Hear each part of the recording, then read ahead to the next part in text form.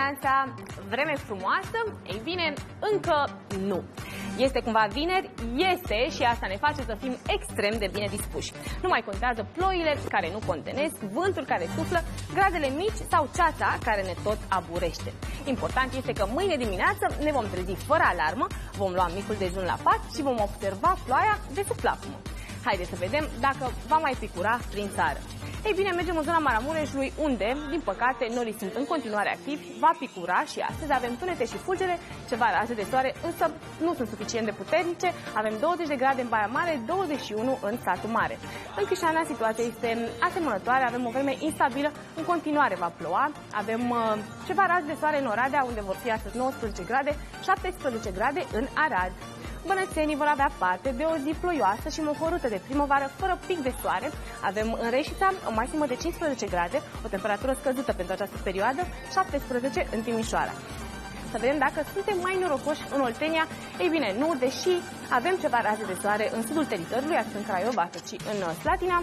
Ploile sunt câștigătoare și aici avem 16 grade Craiova-Slatina, 17 în Târgu Jiu. Mergem în Transilvania, unde meteorologii spun că va ploua și astăzi. Avem intensificări ale vântului la munte, temperaturile sunt următoarele. Avem un miercuri la Ciuc 17 grade, să zicem că au urcat un pic temperaturile față de zilele trecute, la fel ca și în Sfântul Gheorghe, 19 grade în Cluj, iar din Târgu Mureș, Ioana ne spune bună dimineața! Bună dimineața! Bună dimineața! Bună dimineața, Ioana din Târgu Mureș, bine ai venit în echipa de la Neața, să fie cu noroc această zi pentru tine. Cum stăm cu vremea la Târgu Mureș? Bună dimineața, Flavia, bună dimineața, băieți, mă bucur să fiu pentru prima oară în legătură directă cu voi. Eu sunt Ioana, nou venită în echipa de la Târgu Mureș, Antena Târgu Mureș.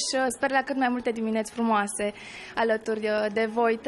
Meteorologii au anunțat pentru astăzi o vreme caldă, dar cu nori, deși noi acum ne bucurăm de razele soarelui. La momentul actual avem 12 grade Celsius în termometre, iar maxima zilei va atinge 20 de grade Celsius. Înspre după masă se anunță ploi, în timp ce minima nopții va atinge 8 grade Celsius. Weekendul se pare că va fi unul destul de frumos, deși înnorat. Trebuie să vă spun că aseară au debutat la noi zilele Târgu Mureșene, iar noi vă așteptăm aici cu mâncare tradițională, muzică bună și distracție. Iar dacă tot ne aflăm în complexul Weekend, vă invităm aici la o bălăceală și mult sport. Flavia, băieți! Mulțumim tare mult, niște găluși de șomloi de-astea, mamă, ce-aș fi mâncat. Și niște paprika și nada de pui cu niște găluște de tradițional.